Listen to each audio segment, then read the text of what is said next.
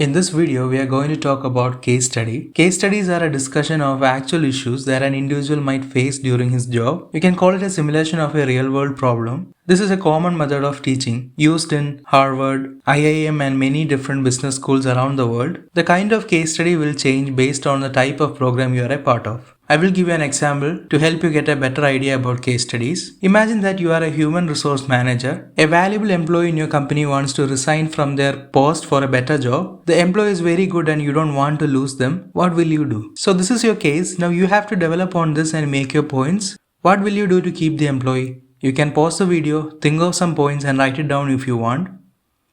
Okay, so I hope you have some ideas. Here are the things that I will do. The first thing is to understand why the employee is making the change. Let's consider a different scenario. 1. For example, if they want to move because of low salary, what can you do?